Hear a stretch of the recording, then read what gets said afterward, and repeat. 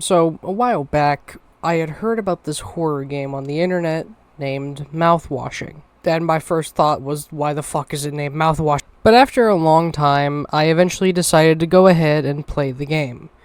And I had heard lots of great things about it. That it greatly represented sexual assault in a mature and appropriate way. That it was depressing. That it would make you cry. And I thought to myself, it's called mouthwashing. What can... My soul is caught in my body, tearing at the flesh, affected like a wound.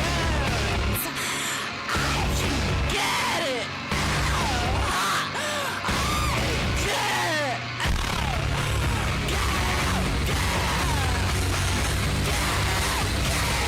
Get it. I'm gonna die. There's no escaping. I'm gonna die. Maybe we could live.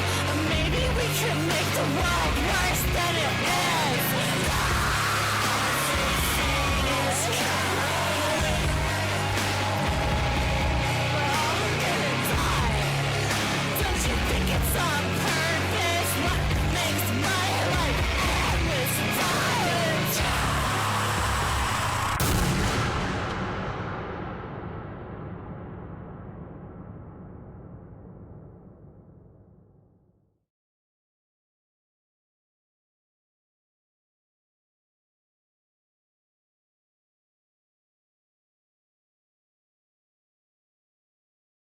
And I've got to say, Mouthwashing is 100% worthy of its praise. It's a great psychological horror game that, like I mentioned earlier, handles the mature theme of sexual assault actually well. And the game itself has this big kind of order of trying to put together the timeline. You see, the game isn't in chronological order from the events of the crash to the judgment. It bounces back and forth between these, and as somebody who's played lots of games, I was able to kind of fairly understand the timeline of what was going on. But obviously, if you're not familiar with this kind of thing in a game, or you prefer a more simpler told story, then, some of this game's themes, or maybe even the whole damn plot, might have went over your head. And that's not a bad thing. Some people just prefer a more simpler story, and you know what? I can get it. I'm going to have this video serve as two different things. One, an explanation of the story if you, the viewer, played it and didn't understand. And two, for people who are uninterested, rather not spend their money, or feel too anxious to play the game, I will summarize the story. I've become very aware that a lot of people, when they're watching horror or other scary related things, would rather watch an analysis or watch a reaction video for kind of comfort. So if you don't think you could handle playing this game yourself, well, here we are, I guess. And once again, I want to reiterate, there's a reason that this video might be age restricted by the time it's out. I'm still debating on that as I record the audio. This game is very, very dark, and its main plot point is sexual assault, along with alcoholism, depression, suicide. If any of these topics upset you, I am genuinely going to ask you to not watch this, because you will be upset. I'm not going to censor myself. I hate when YouTubers will censor themselves when talking about mature things. I think when talking about mature topics like what this game covers, I should not be trying to be all friendly or subtle about it. No, this game involves rape. It involves sexual assault. It involves depression and characters killing themselves. There are scenes of torture. There are scenes of people in physical pain.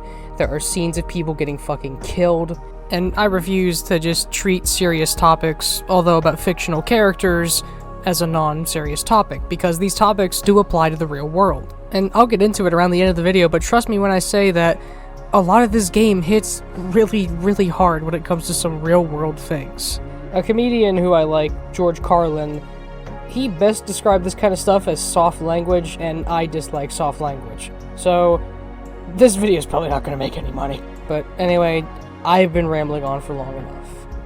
Let's go ahead and try to talk about the story of Mouthwashing. The exact time and place of Mouthwashing is never explicitly stated. All that we know is it's in the future. And in this future, the technology is a bit different than ours. Things that require a code from the captain usually have a black little square on them that require a scanner to scan and find the code. They have machines that turn packets of water and other things into just proper meals. Cryogenic freezing is now a thing, with people being able to stay in these pods that freeze them for over 20 years without having to need food or water. And the most apparent, space travel is now a thing. Although, as we find out later on, most space travel was now automated, but back then, presumably when it was getting started, it was handled by people in a ship. These hauls and deliveries could last a year in Earth days to reach where they need to go. This in of itself also hints that humanity now lives on other planets, because our characters are in a basically delivery truck in space, traveling to another place. Now, while traveling in space, there is a possible risk that you could hit something. So most ships came equipped with insulation foam. Basically, if a hole or breach was detected, this foam would deploy and fill up the hole or crack. And when it comes to the tech, that's really the most advanced it gets. It isn't like some sci-fi films where all the furniture is weirdly designed and oddly complex, and the lightings and places look oddly clean. No, the people in the spaceship in the game have normal furniture. When it comes to medical things, nothing really major has happened. As we see from Anya, medicine has kind of stayed the same. People take painkillers still, people still treat burn wounds with bandages. There's not really been any major things in the medical industry. And that is, by all means, the most we know about the world outside of the ship that the game takes place in. The only other thing we can really gather is that life on other livable planets and Earth is kind of the same as it is now. Anya took medical school and apparently nearly failed it like 8 times. Daisuke is an intern for Swansea. It can be assumed that Swansea himself had to take some sort of college course, to become a ship mechanic. Curly and Jimmy, we don't actually really get too much info about life on Earth from them. But with that out of the way, let's talk about mouthwashing. Because believe me when I say the world of mouthwashing is the least important thing in this story. Throughout a majority of the game Mouthwashing, we take the role of a crew member named Jimmy. By the way, throughout this video, I will have pictures of the characters because with 5 names, I can understand why somebody might get a little confused. But basically, Jimmy and the actual captain, Curly, are in a spaceship known as the Tulpar. The Tulpar is a delivery ship created by the company Pony Express. While not explicitly stated, it can be assumed that Pony Express is not the best company to work for. The nurses on their ship have to take psychological evaluations, but the nurses themselves don't actually get an evaluation of their own. They're willing to just completely fire their employees without even giving a shit. And they don't take into account that having more than 4 crew members on a ship could make the year worth of resources go down way faster. The sleeping quarters, for some reason, don't have locks. The insulation foam that shows up can literally just block an exit or a room. And according to the creator in a Q&A, the Pony Express company is basically the cheapest of cheap you can buy when it comes to space delivery, and you have a 30% chance of just not getting your shit. But because it's so cheap, people buy from them. Now, mouthwashing itself is not in chronological order. The order of the game is completely ass backwards. Here's an example of how the chapters are ordered. I'm not counting chapter 1 because that's an intro, but chapter 2 is 2 months after their ship crashes. Chapter 3 is 7 days before it crashes.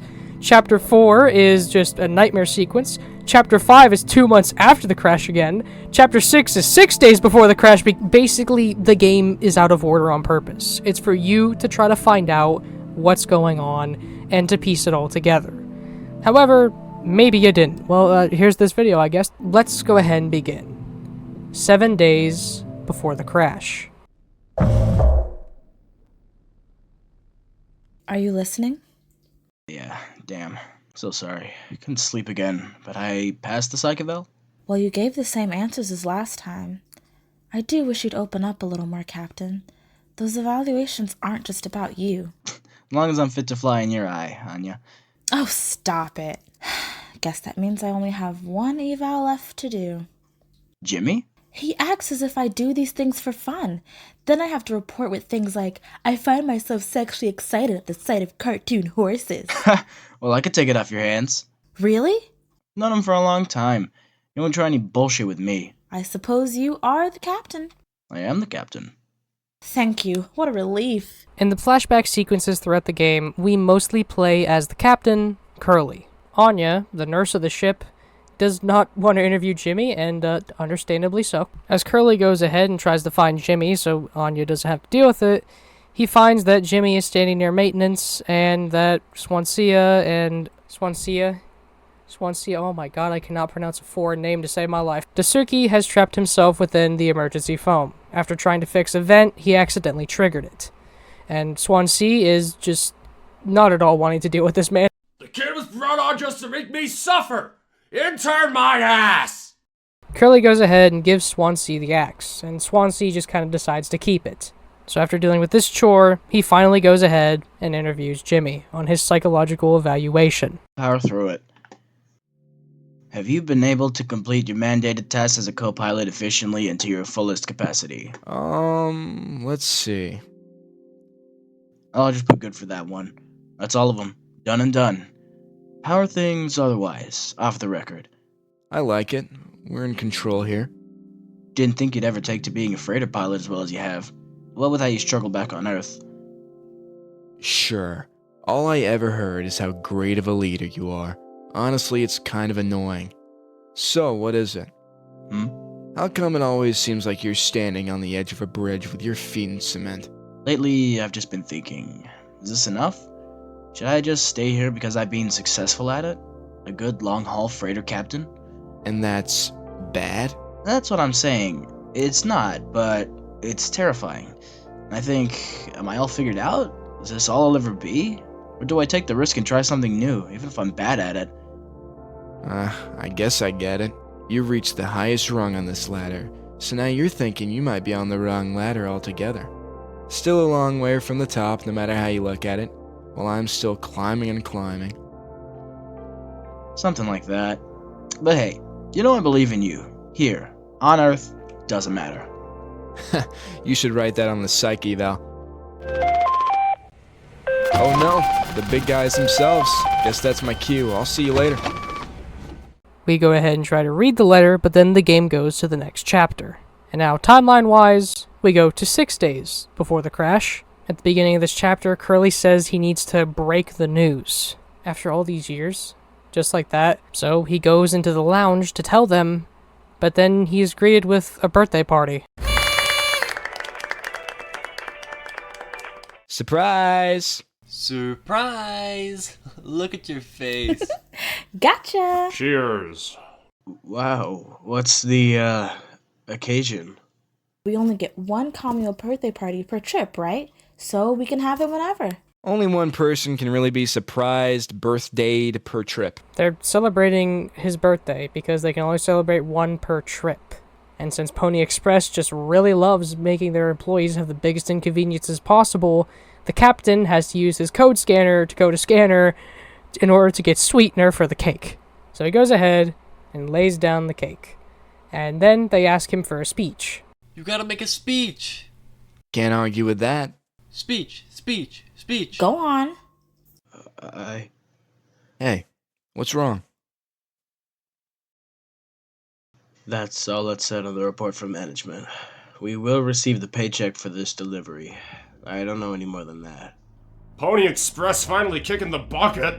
What a joke! And where the punchline? I don't have any savings. They can't just do this, right? Pony Express was one of the last manned crew freighter companies. The writing's been on the wall for a long time. When did they tell you? Earlier this week, I was instructed to wait until we're closer to the haul destination, but I can't keep something like this from you all. So I guess you got what you wanted, without the guilt. Jim, if I had known... I can go back to my, how do you put it, struggle of life. Anya never even got into medical school because she's, well, let's be real. And how many employment years does Swansea got left in him? Daisuke will be fine. Mommy and Daddy have him covered, so there's that at least. But you? Headed for the bigger and better, right? I'm just working on my life being a place I don't have to fucking escape. That's what I was trying to tell you. Nothing more. We're the ones you're trying to escape. Leave the dirt behind now that your boots are clean? That's not what I meant. It is what you meant. You just couldn't frame it to yourself in a way that kept you as the hero. Abandon the crew, but remain the model captain. Unbelievable. What am I supposed to do? Let's have some fucking cake, Props to the Twilight Cruise, the Tolpar. Props to our captain and his new prospects. So let's analyze Jimmy here for a second, because Jimmy is who we play as for a majority of Mouthwashing. Curly is who we play as during these flashback sequences. Jimmy is quite a interesting character. He is not easy to analyze, and he has the depth of the Mariana Trench when it comes to trying to figure out why he's the way he is. Going off what we saw earlier, it can be assumed that Jimmy was, well, respectful and cared about Curly. Although their dialogue wasn't long, it did give off the vibe that they were at least buddies or pals or at least great co-workers. But as we'll see later on, this may have been Jimmy just kind of lying and trying to deceive Curly. Jimmy may have done this because maybe he's jealous of Curly's status. Jimmy tells Curly in this asinine tone about how much he has ahead of him and how great things will be. And although not explicitly stated, it's kind of hinted that Jimmy's life on Earth doesn't have much waiting for him when he gets back and is fired. There's nothing left for him when he gets home, just like the rest. This maybe is just a random outburst of anger. I think anybody would be fucking upset if they found out they're getting laid off from work. But still, this outburst of his felt more personal. Like this was something brewing within him for a long period of time. And he only now finally let it out. But with what we also see later on, I think that Jimmy does deep down care about Curly and view him as a friend. But Jimmy, most likely having a bad life on Earth, is jealous of the fact that Curly is in the position he's in. Jealousy is something we all feel and all experience. I can tell you as a content creator, I do get pretty jealous when I make a video like this and put all this effort into it, and then see fucking Skibbity Toilet number 1733 do better in 5 seconds. Okay, sorry, but anyway. It's very clear that even though Jimmy does share some respect for Curly and seemingly has a friendship with him, there is no doubt he has some jealousy behind that friendship. After this, we have a few days of gap in time, as we cut to 2 days before the crash. This section is short, but with future context, it's gut-wrenching. This scene is simply just Anya and Curly sitting in the lounge, staring at the night sky through the screen. It's not a real night sky, but still, they think it's pretty. They talk about it, mentioning the dead pixel somewhere in the top. Anya asks Curly, how long do you think we have left on this trip? He responds, around 230-something days. And then Anya quickly responds back, 8 months. She then asks, how come the sleeping quarters don't have a lock? Curly says it's probably like everything else that has a lock in here. Safety. We then go to 1 day before the crash, and we're given the goal of finding the gun. I didn't mention it, but in the cockpit locker is a gun. It's for apparently emergencies, but if anything, it seems it's more for insane coworkers. But when interacting with other things, it implies the gun is not where it's supposed to be. That is not in the cockpit. Because when interacting with the vent, Curly says that there's no way it could have been hidden there, and that he's already checked the sleeping quarters. We go to the cockpit and find Anya sitting there in a terrible state mentally. And from this point onward, I'm gonna cut the jokes. Sake, where is it? Us being let go isn't a reason to hurt yourself. Anya, as our nurse, you never got psych evals. You should have thought of that. You could have come to me if you were feeling stressed. What would you have done? Anything. Anything. You, the crew, are all my responsibility. I told you that over and over, yeah? I'm not going to hurt myself. You know the gun is in a safety case I can't open, but I hid the case itself. Tell me where it is. None of this has to be on our performance log. We'll figure it out together. I'm pregnant. You're... what? Who would you... Captain, I told you. Listen to me. We can fix this. I've known him for a long time. I'll talk to him. I know you'd never give me the gun to protect myself.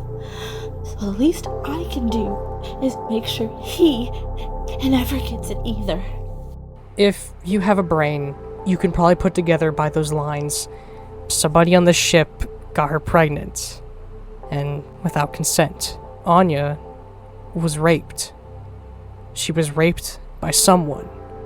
We don't know yet at this point in the flashback, but somebody on the ship raped her. And they both seem to know who it is. Curly says he'll go talk to him, that he can try to fix this. And Anya says that she hid the gun so not only she wouldn't shoot herself, but so he wouldn't do anything. And this makes the conversation from day 2 50 times more unsettling and just sad. When Anya is asking how much time they have left, she's asking how much time she pretty much has before she'll have a kid on the ship. The average pregnancy is around 9 to 8 months. So she'll most likely end up giving birth on this ship. And then that with her asking how come the sleeping quarters don't have any locks, and her just complete breakdown that she's having, you can put together what happened. And something I love about this game is it talks about the subject of rape without ever using the word rape. There's enough clues that are in your face that you can easily tell what's going on. But then still begs the question, who did it? Was it Swansea? Was it Daisuke? But Daisuke seems like he has way too much to live for. And judging by Curly's response, it's definitely not Curly. Well, on day 0, we find out. The day of the crash. Anya is sitting in the medical room in an even worse state mentally. I told him. Anya, you should have waited for me. What did he say? Nothing that makes any difference. Did he seem angry? Where did he go? He just walked away. Curly, I don't want him here anymore. Hold on. Fuck! Just wait. I need to find him. Everything's gonna be okay.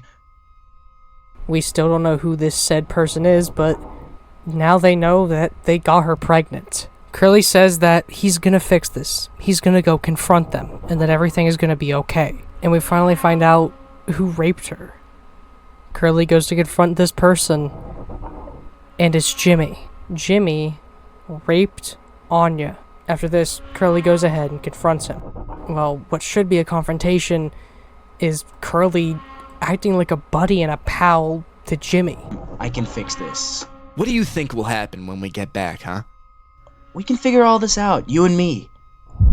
All I ever hear is how great of a leader you are. God, it's so annoying. But now? What do you think will happen now when we get back? We'll fix this together. Everything you and I worked for in our lives, accomplishments, changes, none of it will matter. You've gone through difficult situations before. This time won't be any different. Work through it, one day at a time. It's not just me, is it? You were supposed to be the one who had everything under control. You said so yourself. This ship, this crew, everything that happened here. This was your responsibility, Captain. This is what you'll be hearing the rest of your life. Or this can all be remembered as a tragedy. Despite what must have been the best efforts of its acclaimed captain, the Topar crew was never found, and no one survived to tell the tale. You're standing at the top, feet in cement. I get it now, right? Right.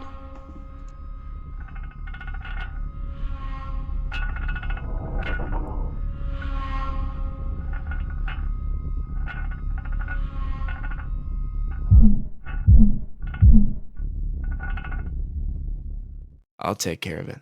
Jimmy then goes to the cockpit, and we don't really know what he's doing there. But then, this is where the intro of the game fits into place. In the intro, we play as Jimmy.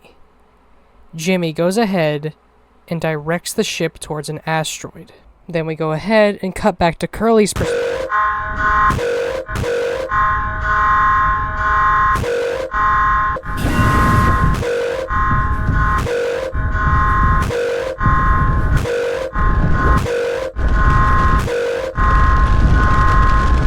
Tell me you did it! I should've... I didn't... What the fuck did you do?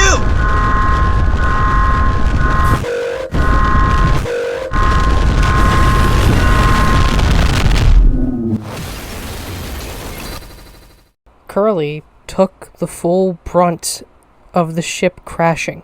The explosion in the cockpit left him in a absolutely vegetable state. It left him with one eye, burns covering his entire body, and missing a few limbs.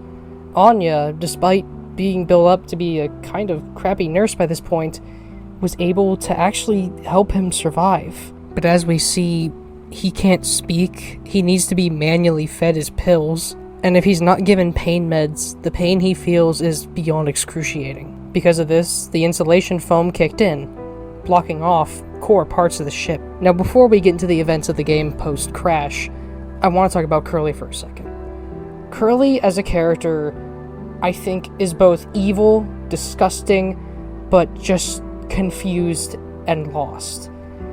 From what we understand and how it's built up, especially near the end, it seems that Jimmy and Curly were kind of pals, that they used to be friends. I mean, sure, there was that scene at the birthday, but that can just be assumed that maybe Jimmy snapped knowing he's losing his job. And to be brutally honest with you, when it comes to human nature, if your friend is accused of something bad, you're more often than not, unless there's hefty evidence, gonna defend your friend. Not to mention, they're in the cold vacuum of space. Where can he really put Jimmy?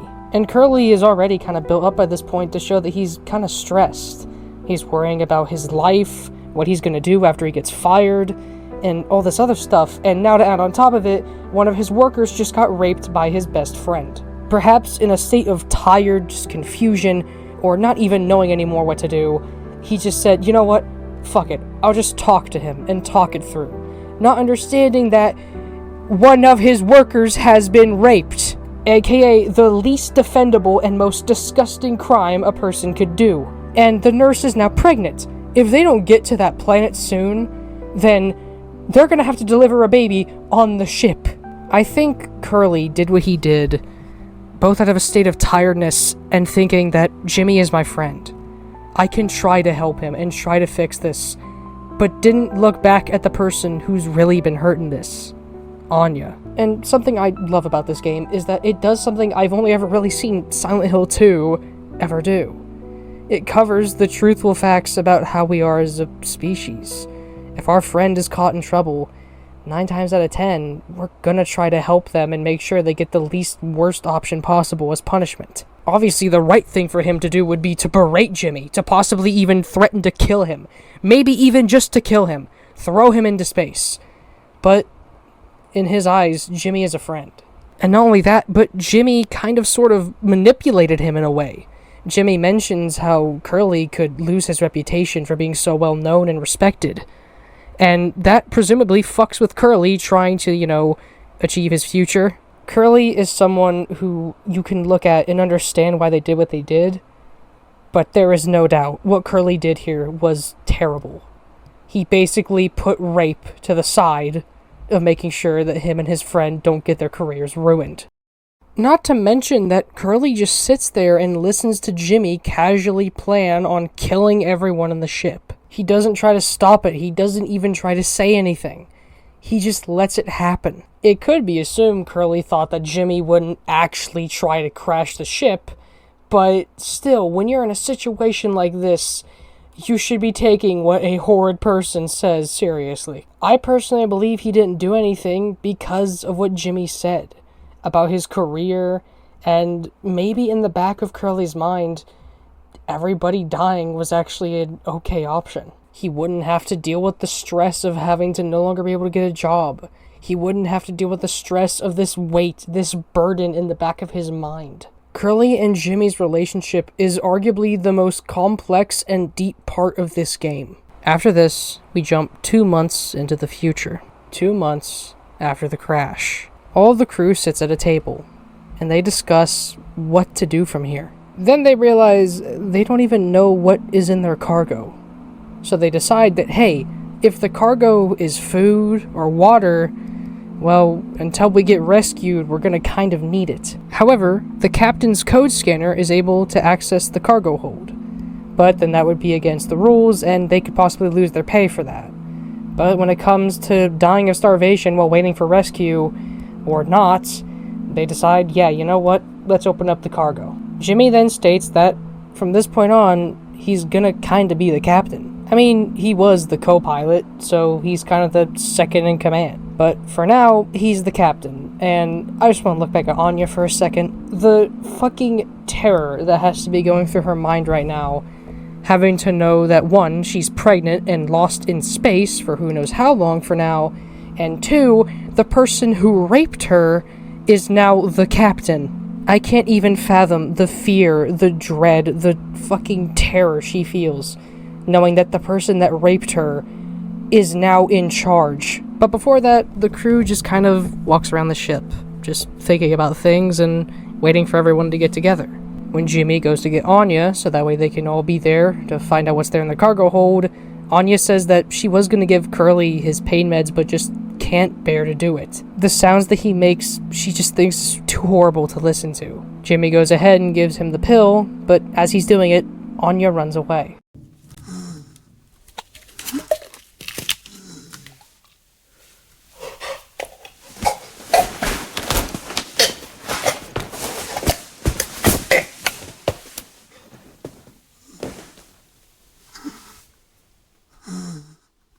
And after Jimmy goes ahead and gives Curly his meds, he goes to talk to Anya, who's run away. And from this conversation, we can gather that Jimmy has seemingly put the blame of the ship crashing on Curly. He's seemingly convinced everybody that Curly was the one that crashed the ship, when in reality, it was him. Which, once again, this just goes into how much of a fucking manipulator and liar Jimmy is. They all go ahead and head down to the cargo. And while at the cargo, they find out what they've been transporting is mouthwash. Crate upon crate upon crate upon crate of just mouthwash. Nothing else, nothing more. Just mouthwash. And they are all reasonably devastated. This is... Mouthwash? Unfucking believable! There's gotta be an ocean of that stuff in here. This room looks frickin' endless. This is what they'd have 5 people hauling for over a year? All of this for mouthwash? The sugar content probably offsets any potential as a disinfectant. Disinfectant? What are you... Let me see that! 14% ethanol! Ha ha! I suppose we'll smell good at the least. That's right, kiddo. You can bet your ass on that! Swansea goes ahead and shoots the shit a little bit more, and everyone else is pretty much terrified and upset. The one resource they have here to survive is mouthwash. And the creators said they did this on purpose. It's not even varying flavors, it's just one. But after this, we cut to 3 months after.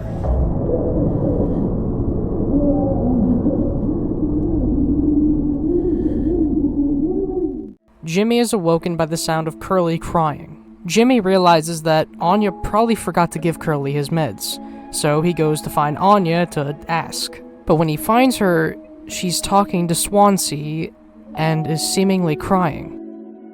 Huh? Oh, it's you. Jimmy! Not able to sleep either? It's nighttime. Why are you talking this late? Anya, are you crying?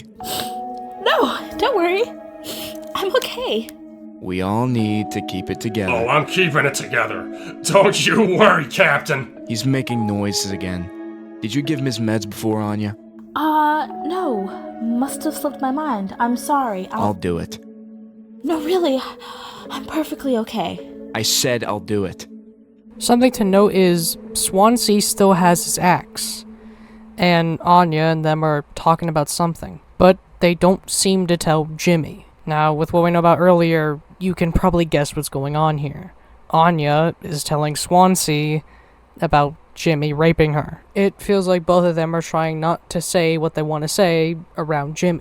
Along with Swansea's attitude and the fact that he's keeping his axe, it can kind of sort of be debated here that Swansea was planning on killing Jimmy, and I think rightfully so. However, as we'll see, he doesn't at all try this until the kind of last moments of the game. So either Swansea was planning on killing Jimmy, and just didn't act out on it, or he was listening to Anya talk about the fact she's been raped and more or less just didn't give a fuck.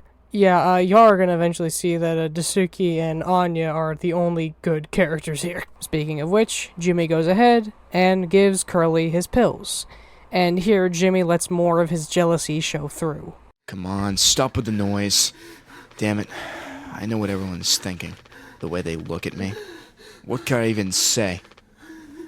And then, what would she do?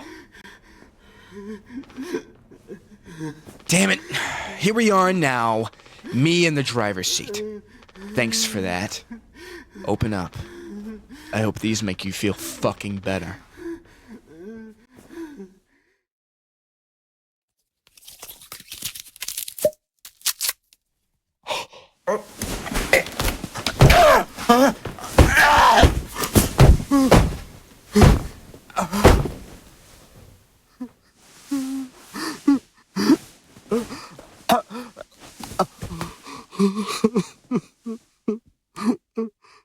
We now go to 4 months after the crash. And as we can see, Daisuke and Swansea have been drinking the mouthwash.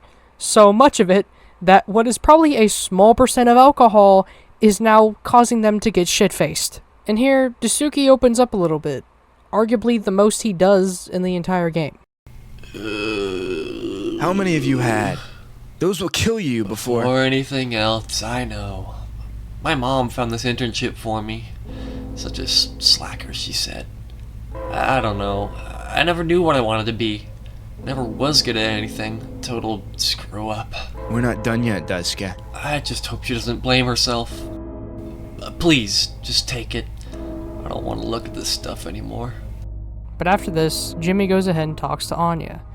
There, she talks about how she thinks there's some medical equipment hidden behind the insulation foam. However, there is the risk of, if getting it, possibly puncturing the foam so much that the punctures of the ship show through, and then everybody gets sucked out into space. But Jimmy decides that it's kind of worth it because they are getting low on medical supplies. The only real way to cut through it, though, is the fire axe, which Swansea has. Jimmy goes to talk to him, and Swansea is completely shit-faced on mouthwash. Jimbo! El Capitano, the man with a plan! You done? I need that.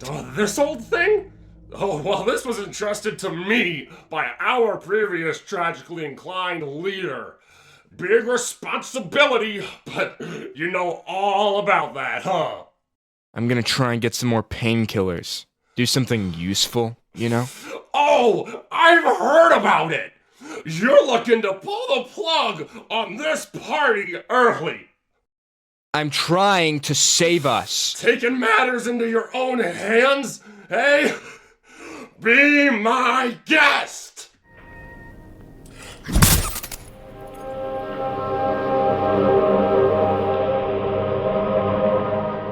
Jimmy goes ahead and takes the axe. Luckily, he's able to clear out the foam and gather the pain meds that'll help Curly. And then Anya, while there, thanks him and asks, hey, could you give him his pills since I'm not too comfy about it? And Jimmy just snaps. I hate to ask you again, but could you give Curly his painkillers? It just makes me so nauseous. You're not serious. Look, I've entertained your sentimentality up until now. But I'm actually trying to fix things, Anya. I'm getting us through this. It's find the code scanner, then figure out the door code, get the axe, chop up the foam, but not too much, and best of all, give Curly his fucking medicine. But I'm bearing it. I have to, because the captain has to take fucking responsibility on this goddamn ship. I'm sorry. I didn't mean to. Go make sure Daisuke doesn't choke on his own vomit. No, I can... I'll take care of it, Anya. I always do. Jimmy then goes ahead and gives Curly his meds, and then tries to vent to him. I don't think I understood the pressure you were under before. Fuck. And you tried to tell me. Our worst moments don't make us monsters, huh? You were a good captain, Curly, and you'll be one again. I'll get us both through this.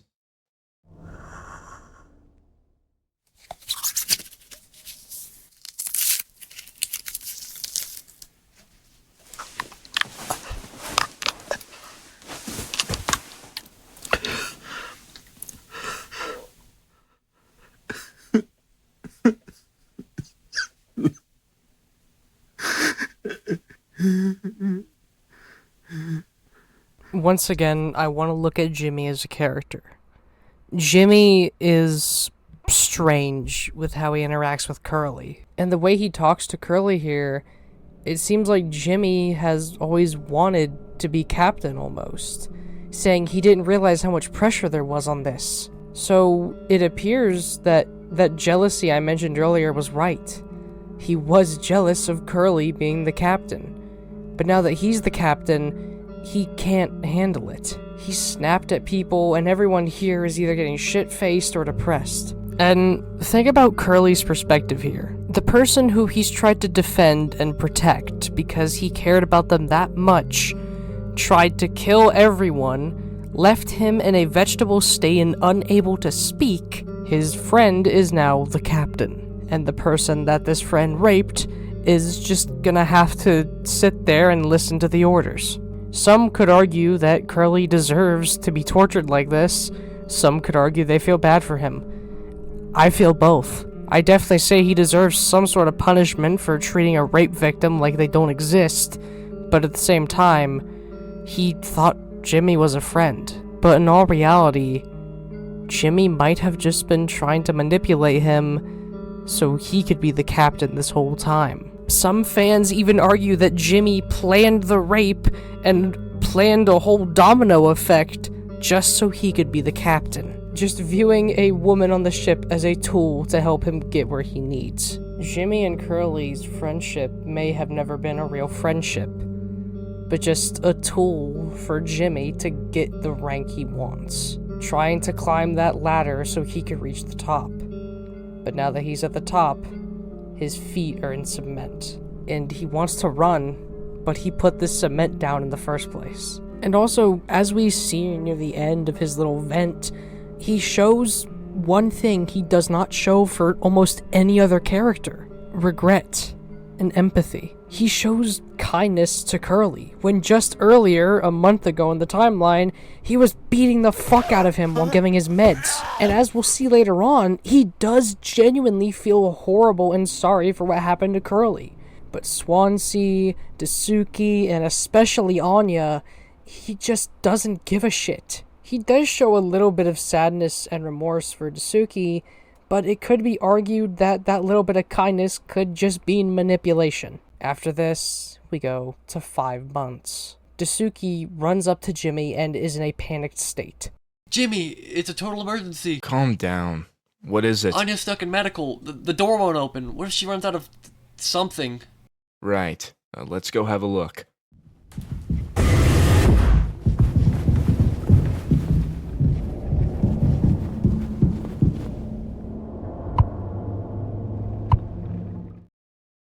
Hey! Heard the lock's broken. Hey, Anya! Can you hear me?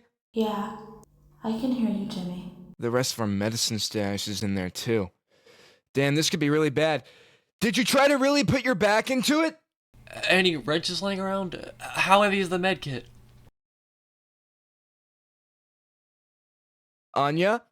Is the door stuck? No. Huh? What do you mean? Look, we're all stressed, but you can't go breaking down at every little hardship. Open the damn door! You were right. You were right all along. I should have done this from the beginning.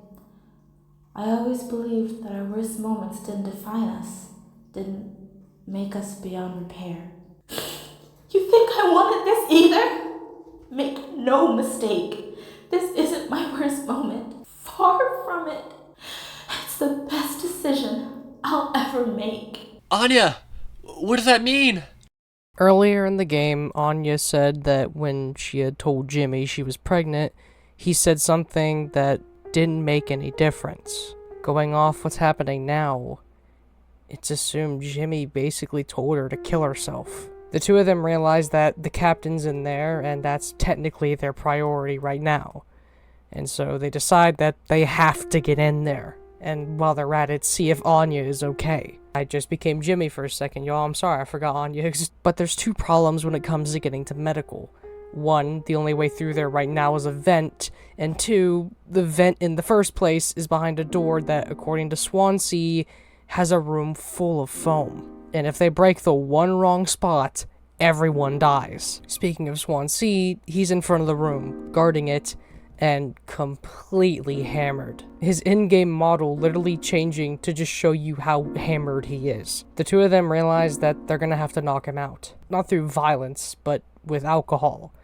However, in order to make it, they need to use the food making machine, and they don't really have any sort of alcohol minus medical alcohol. But Jimmy just goes ahead and combines it with the mouthwash, which also contains alcohol. They go ahead, give it to Swansea, and Swansea is out cold. And then they go in, and it turns out Swansea has been lying. The room beneath medical wasn't full to the brim with foam. There was just a thin layer covering the door. The room is mostly fine, and there's even one still functioning cryopod. Jimmy concludes that Swansea knew this was here the whole time, and that he was probably planning on using it for himself. But before they can really discuss any of this, they remember they need to save Anya and Curly. So Daisuke goes ahead and climbs into the vents. Jimmy goes ahead and makes his way back.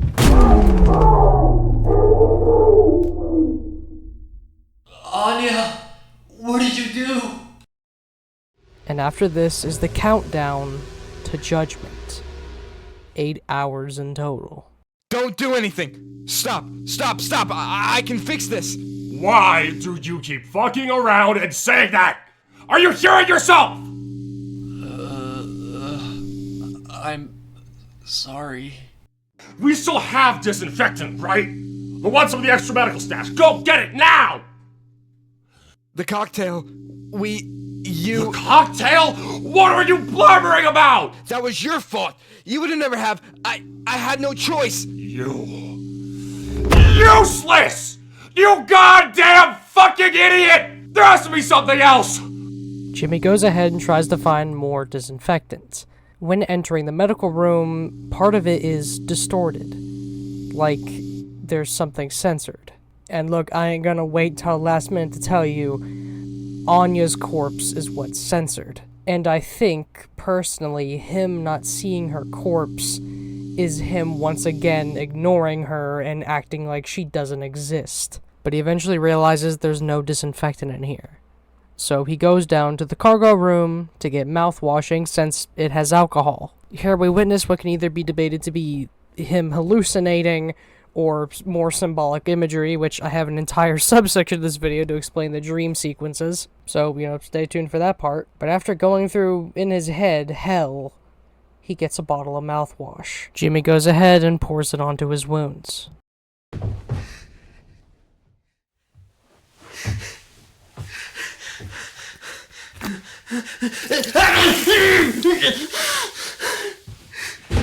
But 2 hours later, nothing's changing. Alcohol alone isn't going to stop the bleeding. Jimmy says that if he just has a second, he can figure this out. But then Swansea goes ahead and speaks to him. Daisuke. Hey! Stop! Stop! Stop! Don't move!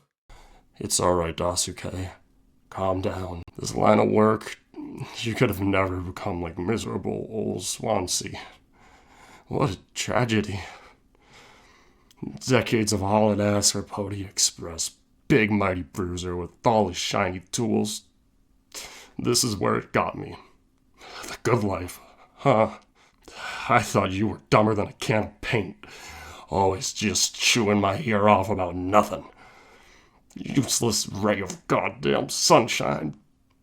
Not an ace student, career workhorse, or force of ambition. Just a goddamn good kid trying his best. You could have taught an old fool like me a lot. Close your eyes, Daisuke.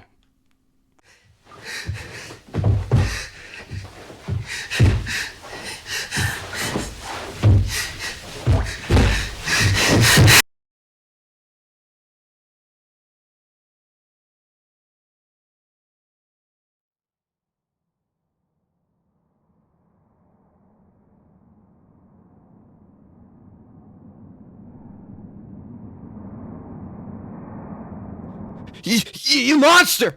I could have fixed him, Swansea! I have to do everything myself! Why can't you just give me some time to fucking think? How do you still not understand? It's over. End of the fucking line. You won't suffer one more second because of your delusions. Unbelievable! Stop pretending. I know all about your plans, Swansea. I went to utility. I saw what you've been hiding down there, sneaking around with that axe, telling Anya who knows what. Now this? You're making sure you're the one who gets inside that cryopod. I sure did talk to Anya. But it was her telling me all sorts of things instead, wasn't it? Shouldn't the captain go down with his ship? None of that matters anymore. I got no place to be. I got everything I could ever want right here on this ship. So go ahead. Go and get in that pod. If you're ever found, you can tell them whatever fucking story you like. You've earned it. This scene here shows us a lot about Swansea. Although almost all of the game is built up to show him hating and insulting Daisuke, it's shown that deep down he cared about him. Daisuke didn't want to work here, but he tried his best. He threw in the best effort he could in a job he didn't really want. Which, as a young adult, and I would assume Daisuke is a young adult, I can kind of relate to that mentality and that feeling. Most people my age are doing jobs they don't like just to put bread on the table. And the biggest reveal here is that Swansea knew about the rape. And just like Curly, didn't really do a damn thing. So once again, Anya was just kind of sitting there telling people that she's been raped, and 2 people did nothing. And I imagine that was probably one of the many reasons she decided to take her life. But Swansea is more complex than what's built up initially.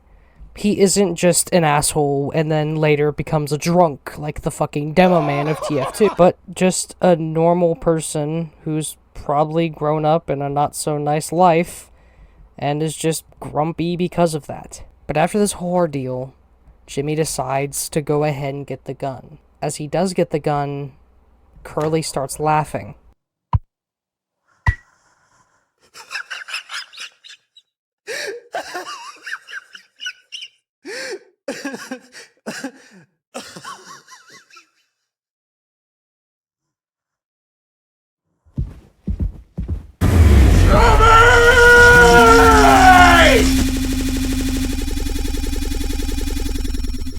The next few segments of the game are seemingly within Jimmy's head, and because of that, I'll look at them when I look at the dream sequences. This part is just talking about what happens in the ship. But as we find out, Jimmy was able to overpower Swansea, probably because Swansea is fairly old, and then tie him down to a chair. There, Jimmy has a gun, and is about ready to shoot him, but Swansea asks to speak.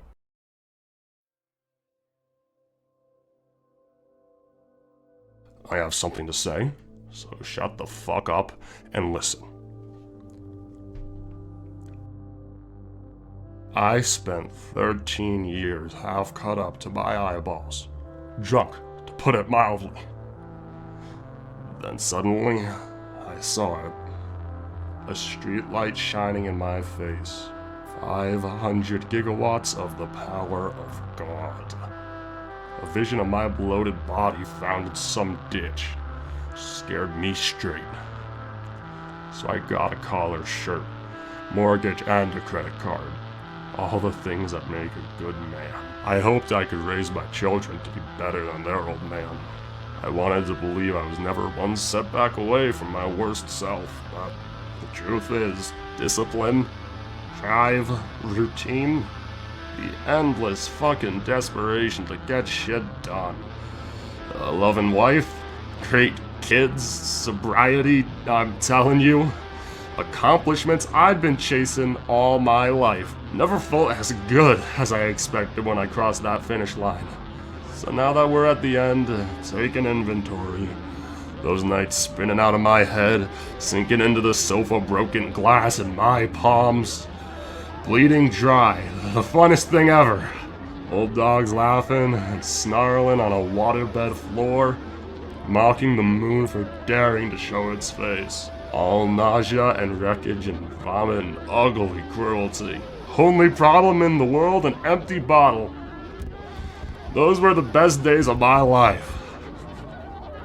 Yeah, those were the best days of my life. I got nothing to hide. Ready to face the music. I can see myself for what I am. But you, a cowardly, selfish motherfucker, and you can't even see it. I should have been able to protect the kid. If I could do one thing right, I wish I'd been given him one small chance off this goddamn rock. Swansea, I'm going to fix everything. We're going to make it. Fuck you!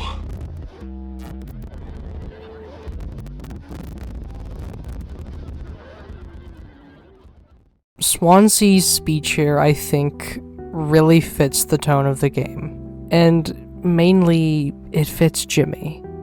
Jimmy tried to become the captain. Maybe he raped Anya as a part of it. Maybe he just thought about it after the rape. But it's very clear he wanted this job of being a captain. To be known, to be recognized. But when actually in those shoes, he can't take it. And it could be argued that probably back when Jimmy was on Earth, back when he was just a co-pilot, those were probably some of the best days of his life compared to now. In either way, if he did keep his job as captain, he would probably either end up like Swansea, Curly, or an ugly mix of both. He'd become like Curly and be worried about his future, be worried about what happens next, or end up like Swansea and just become a bitter, grumpy old man. Jimmy was trying to climb a ladder that led to virtually nothing. In reality, I don't even think he really wanted to be a captain. He just wanted to be known. He wanted to be recognized, his name to be known. After this, Jimmy goes ahead and gets Curly. And Jimmy, in some state of delusion or psychotic break, has now organized all of the crew's dead bodies to be sitting at the table. He even gives them party hats. In what seems to be his own hallucinations, they all are happy and talking and are cheerful. And then Jimmy lays Curly down on the table and cuts off his leg.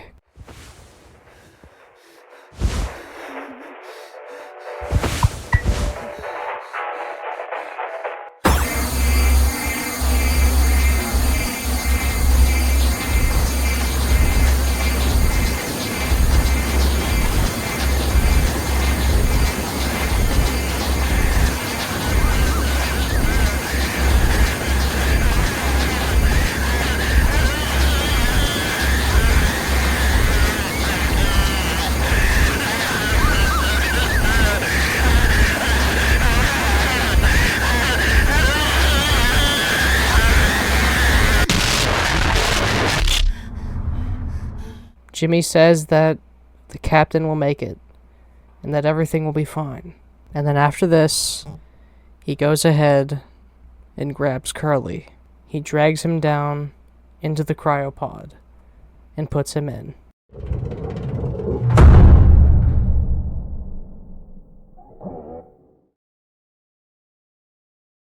It's okay, Curly. You're going to be okay. You always had my back. I ended up hurting you even though I was trying to save us. But now you'll survive. It's like you said, together we can fix anything. I'm just proud I got to be your friend and co-pilot, Captain. No one can hurt you now. We fixed it. I fixed it.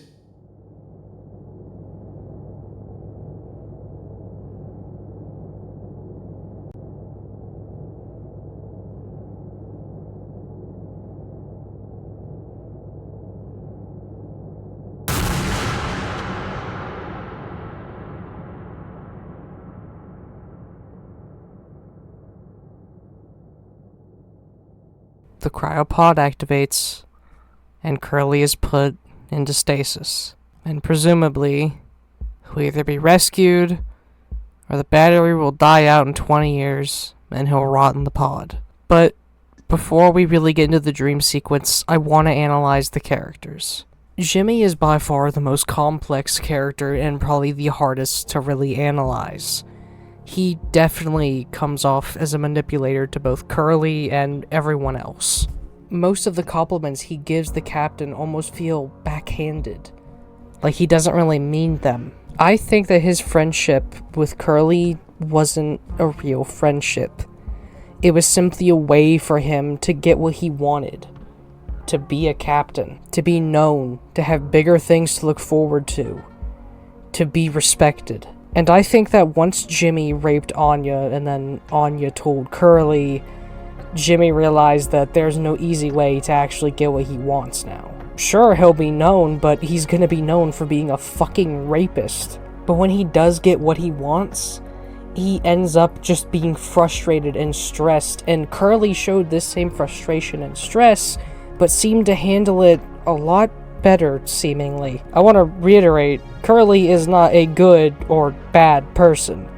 He basically got manipulated by Jimmy into being his friend, and because he thought that they were pals, tried to defend him and help him when Jimmy raped Anya, but in reality, Jimmy wasn't really trying to be a friend of his. Curly only let it slide under the radar because in his mind, that's his friend, when in reality, it wasn't. And I believe that Jimmy's compliments, especially around the end to Curly, aren't really compliments anymore. I think it's just him trying to ask for forgiveness, trying to hope that things will just fucking become normal again. And in his mind, being nice to the captain is somehow going to fix this. Because after spending so long out in space, he's probably just completely insane now. I say probably, and then remember there's a scene where he literally cuts off the dude's fucking leg. Jimmy is just a fucking horrible person. That's all there is to it. There's no redeeming qualities to Jimmy. Curly, you can somewhat defend, kind of, because he was led on by Jimmy to think that he's my friend. Jimmy does not have any excuse like that. Jimmy is an unfortunately realistic, just simple evil. There are people in the real world like Jimmy who will do what they need to get where they want and treat others like shit. And the other characters themselves have their own depths and stories and themes to them. Daisuke, at least to me as somebody as a young adult, I think really reflects how a lot of us feel going into jobs and industry with people who have been through much more, both good and bad experiences, and overall have more experience.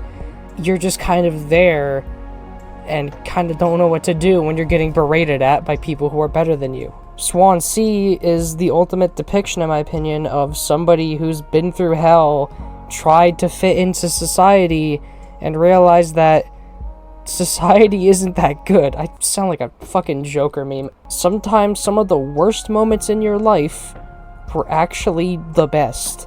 And you could look at Jimmy in a way like this. Jimmy's life on Earth, although we don't know much about it, had to have been better than this. And then Anya, in my opinion, I'm gonna get semi-political here, I'm not gonna lie. Anya, in my opinion, is pretty much the core of the story. She's the reason everything happens. Jimmy may be the main character, but Anya is what sets everything in motion. And I feel like she depicts how a lot of people just treat really fucked up things like they aren't at all serious. Like I mentioned at the beginning, I did not want to censor myself for this video and avoid mentioning the word rape. Because when you ignore serious things, then the actual problem is ignored. When analyzing very serious subjects, if you use soft language and try to make it not sound as bad, then you're just ultimately making the actual problem sound way, way less bad than it is. And Curly's treatment of Anya being fucking raped, I think, is a good example of this. He acts like he can fix this, that this is something that can be reverted. Rape is not something that can be fixed. That is a traumatizing event for a woman. Maybe if she's lucky, her brain will suppress the memory, but that's if she's lucky. She'll most likely have this trauma for if not a while, her whole life. And Curly, thinking that Jimmy is his friend, thinks that this can be fixed, when it can't. Now, before I summarize what I think Mouthwashing truly shows as a masterpiece, I think I should talk about the dream sequences, or the nightmare sequences. These sequences themselves are full of symbolism that can be analyzed and looked at, and I feel like need their own section because, well, it's entirely not real. You have to... Oh, hi, cat. Say hi to the mic. Or sniff it, that works too, I guess. So without further ado, let's go ahead and get into the dream sequences.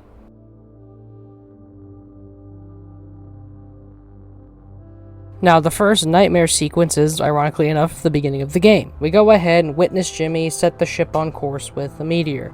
As Jimmy goes ahead and leaves the cockpit, he discovers that the hallway is getting more and more full of posters. That and the mascot for the company they work for appears and gets more and more disfigured. And then ends with a very disfigured version going ahead and cornering him.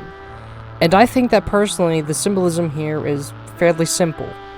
It's Jimmy worrying about the company finding out. Also, one thing to note, and you'll see this a lot when the pony character shows up, is it makes baby noises in these nightmare sequences.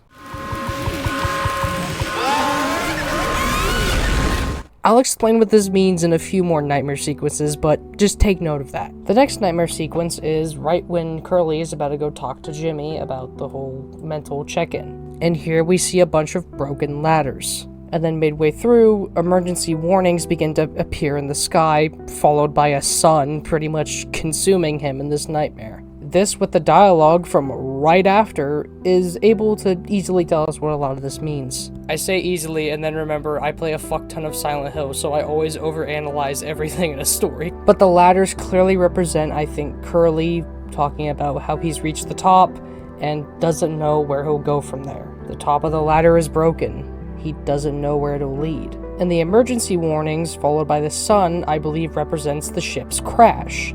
The warnings being the literal alarms going off, and then the sun consuming being the ship's crash. Another way to possibly look at this could maybe also be Curly fearing that he'll fail. The warnings literally telling him, warning, you're going to fail. And then said failure is represented by the sun. The next nightmare sequence is right after they go ahead and open the cargo and right before they learn what's in it. This nightmare sequence showcases a bunch of advertisements talking about businesses and corporations and how they pay people and all the benefits of having a job. I think that these advertisements represent what Pony Express is not.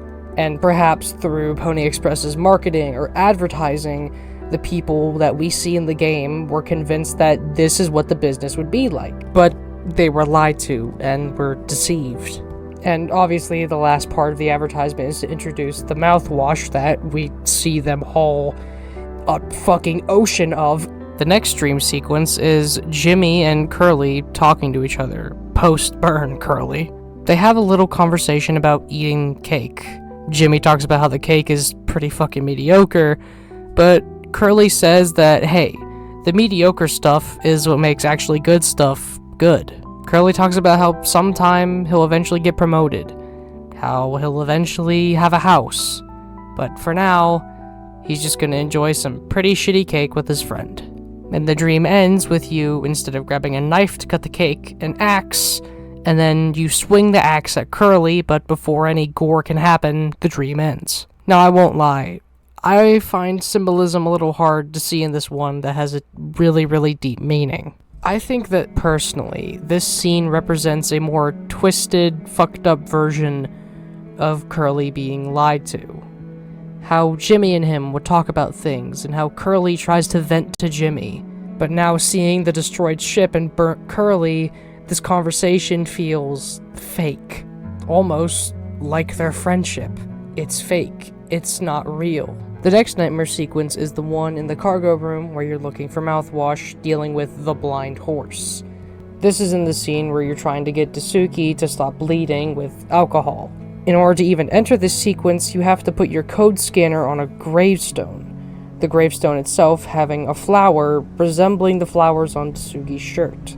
I don't even think I need to explain the symbolism there. I think it kind of says itself. But in this segment, you have to deal with this blind monster, and you're told to keep quiet. Now, I think that this scene has two different depictions, the latter being more fucked up. I think that it could mean A, Jimmy fearing about the company finding out, the company being represented by this disgusting horse monster, thus having to have him keep quiet, just like Curly did. Or, what I personally think, I think that this scene represents Jimmy telling Anya to keep quiet. Either to stay silent about the rape, or to stay silent during the rape. The next one is honestly hard for me to put together. It's full of lots of strange imagery, and I think that it could possibly honestly just be creepy imagery for the sake of creepy imagery. But in it, we do see a lot of imagery of flowers, and we even see Daisuke. So if I were to assume anything, I would assume this dream sequence is Jimmy feeling guilt at the death of Daisuke. And then in this same dream sequence, we go to another, where when you go to shoot Swansea, it doesn't actually go to the scene of him being shot, but to basically a boss fight set inside of a graveyard. Inside that graveyard is a photo of Daisuke. I think that this entire little boss fight area represents this. It represents judgment. Graveyards are where the dead go. And in religion, the dead are judged, whether they go to heaven or hell. And I'd like to think that in a way, Swansea basically represents the judgment itself. Both as in what decides Jimmy's fate and where he'll go, and also as in Swansea literally judging him for his disgusting actions. But in reality, I think this is just a cool boss fight arena. It looks cool. I gotta give the dev that. And then after killing Swansea, we go into the next nightmare sequence. And this segment is kind of like a maze, where the hallways twist and turn in ways that they never did before. And I think in a way, especially in one section where the hallway literally spirals in a loop, I think it represents Jimmy's brain spiraling into insanity. The eyes of Curly appearing, presumably representing Curly judging him silently. Then right after this, we walk out of a giant head of Curly. We then have to basically keep torturing Curly in this sequence to shove the meat from his leg that got cut off down his throat. And I think that this scene in general just represents Jimmy torturing Curly. Because if you fail to guide the leg meat down the right way, he just vomits and covers himself in his puke, and this will happen over and over until you get the puzzle done right. But after this puzzle, we then see Jimmy walking in what looks like space, before then approaching a burning Curly. Curly says he wants to go home, and Jimmy says that they are home. And then this next dialogue makes me think that this is basically Jimmy talking to himself. Curly says, "Don't worry, I'll still play the villain. Jimmy will be the better man, just like he's always wanted." And here Curly acknowledges that he could have stopped this, but now he's taking responsibility. And then Jimmy breaks down crying, saying that we're a team, that everything will be fine, before he starts apologizing profusely. I think that this scene is him trying to get forgiveness from Curly, but ultimately, Curly can't speak anymore. He's talking to himself, and I think that's why he cries. He isn't talking to Curly. He's just talking to himself. If he didn't do any of this, Curly would be fine, and this could have been sorted out like a team, even though Jimmy kind of sort of was misleading Curly into being his friend just so he could get a higher job. But I think that this scene personally represents Jimmy trying to get forgiveness from somebody that can't speak anymore. Then comes a part where I wouldn't be surprised if this forces YouTube to make the video age restricted. The next part of the nightmare, we see and I'll just say it, monster that looks like a vagina. Jimmy takes an ultrasound device to it and sees 2 baby horses, and then finally a real human baby. Its eyes open, and then suddenly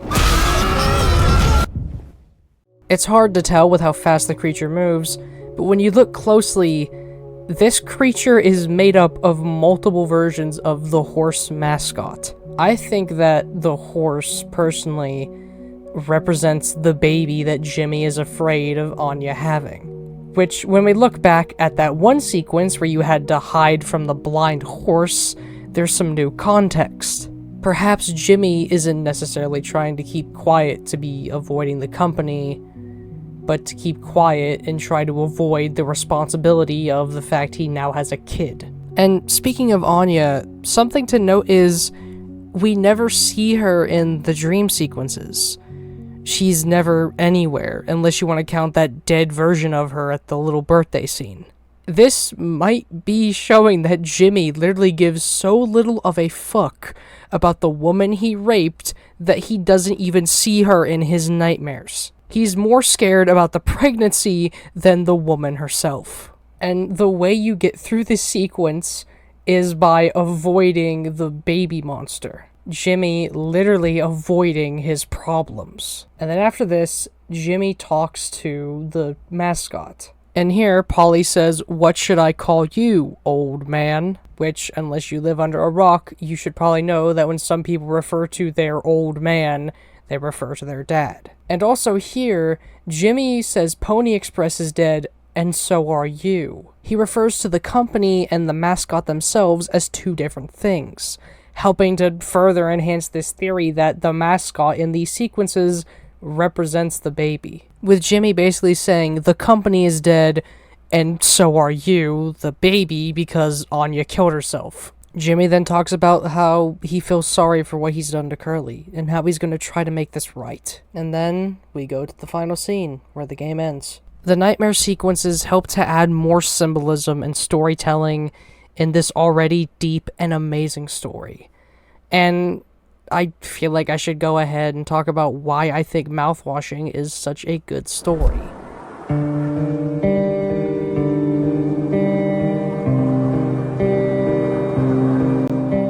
And it's one simple fact.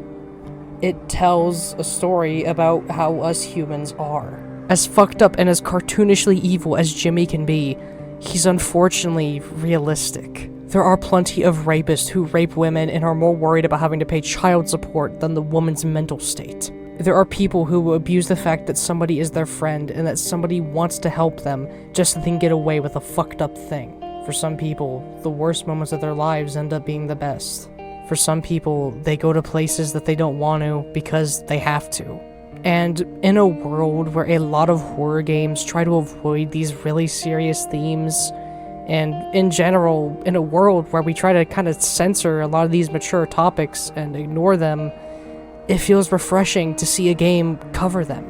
While yes, the word rape is never said, and most of the themes of this game are taken from just subtle things and symbolism, there's enough context that even without the nightmare sequences, you can put together what's going on. And truly, the only other horror game I can think of in recent memory that has covered a story about how truly fucked up we can be as a species is probably Silent Hill 2. Original or remake, both cover the same story of how fucked up we can be. And you know, sometimes we need reminded people are fucked up. But in a world where people try not to cover these serious topics, we ignore this stuff. And genuine, real problems are just ignored because we don't talk about them. And half the time, if you do, somebody will try to argue it's political to talk about that kind of stuff. As much as I love YouTube, it gives me a little bit of income and I can express my creativity here.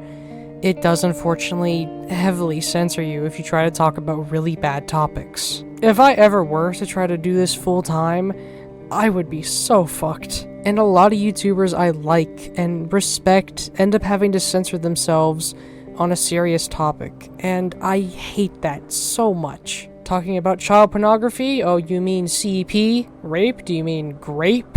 Porn? Do you mean a corn? Sexual assault? You mean SA? Things like that just annoy me, because it feels like you're trying to dumb down the subject. So it's refreshing to have a game in a time where I'm growing up and a lot of things try to avoid serious topics, to have a story that talks about serious topics. All of it in a mature, subtle, and symbolic way that doesn't even need to directly mention a character was raped. Mouthwashing to me is a masterpiece. And I hope that if you, when you played it, didn't understand what happened, or if you just don't have the time to play the game or the money, I hope this video has shown you just how good the story is and how great it's written. Mouthwashing, in my opinion, does one thing that I think most other games don't do, for the sake of avoiding controversy, for the sake of avoiding conflict with fans. It's a tragic story about disgusting people.